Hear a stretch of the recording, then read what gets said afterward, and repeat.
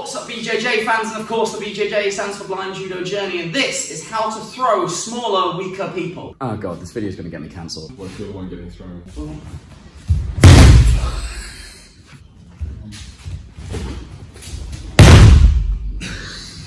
So obviously Jasper's a lot bigger than me, he's a lot stronger than me, but I'd like to think that I've got a little bit more technical knowledge as I'm a black belt. But this video is going to be about how Jasper can use that size, use that strength to his advantage to beat people, to throw people who are a little bit smaller, a little bit weaker than him, just even though they are more technically proficient. Okay, the biggest thing when you are bigger than someone is that you need to keep your posture, okay? So notice Jasper stood here with nice, straight chest up, hips forwards, so that I am not able to just drag him down, okay?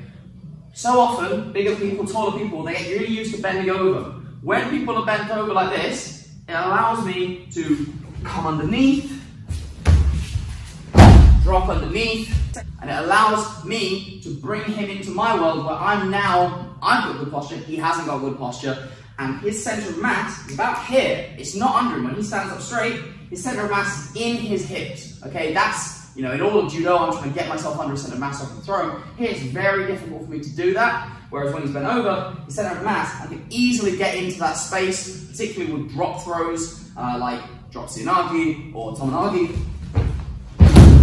The first core principle when you're a bigger, stronger person is to keep your posture. Don't let people hang off you. I do this just all the time where I hang off him, I try and force him to bring his shoulders down, but now obviously he's demonstrating, we've just done 2 hours on it, he's demonstrating that he knows to keep his posture, so I'm not able to just hang under him and, you know, set up my throws. Second thing that's super important is making sure he needs to control the inside space, okay?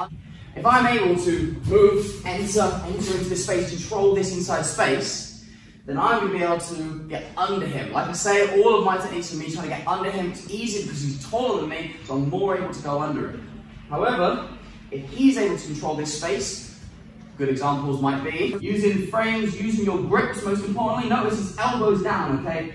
I am no longer able to enter into this space. He's controlling my strong side. I can't turn, I can't enter. And he's also putting a lot of weight onto me so that I can't move, okay? Another huge point is if you're bigger and stronger, you're able to exert more force onto your partner, which means he's able to put pressure on me. I'm not able to move as quickly, okay? If we're nice and light and he's not using any strength, I can move, I can enter, I can do all this stuff. If he's got his posture up, chest up, and he's bending his legs, and he's putting weight through this hand onto me, then I am not able to move anywhere near as fast. Okay, which allows him to control the flow of the randori of the match, means that he's much more able to not get thrown by me and to set up his own throws.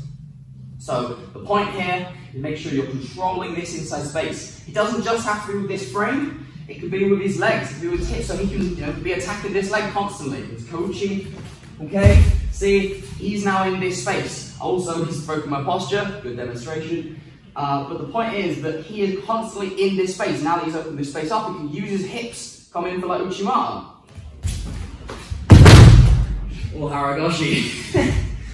But the cool point there is that he is controlling that space. He's using the weapons that he has, his long legs, his long arms, and his big hips that allow him to use his strength, utilize it against me as I am smaller and less able to exert that force through my partner. I have to rely on my speed, my technique a lot more. He is more able to control the inside space. The second point is controlling that inside space and also stopping your partner from moving by using weight, by controlling the inside space.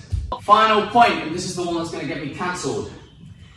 He's way stronger than me, okay?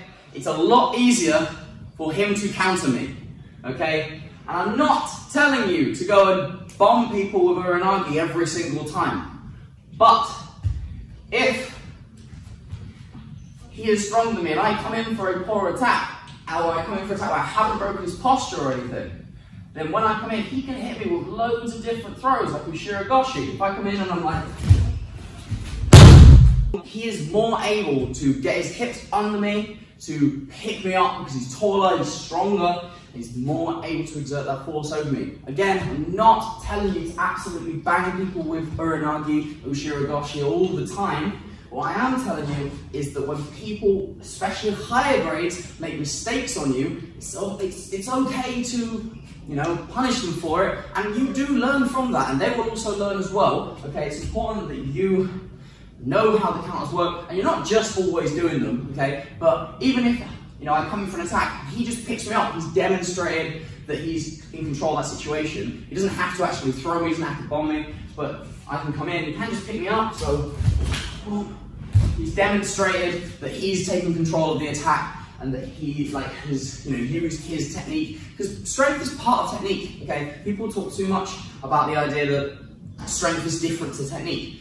People don't look at like Ono or the, you know, Olympic champions and go like, ah, but he only won because he was fit and had a really good strength and conditioning program. It's like, no, being strong, being agile, being athletic is a part of judo. Okay, so don't necessarily punish yourself just because you're one of the bigger people in the club and you're not able, you know, you're stronger than other people. That's an asset that you can use. It's the same way as when you fight someone who's really small and they'll keep dropping under you for lots of drops in nagis, etc.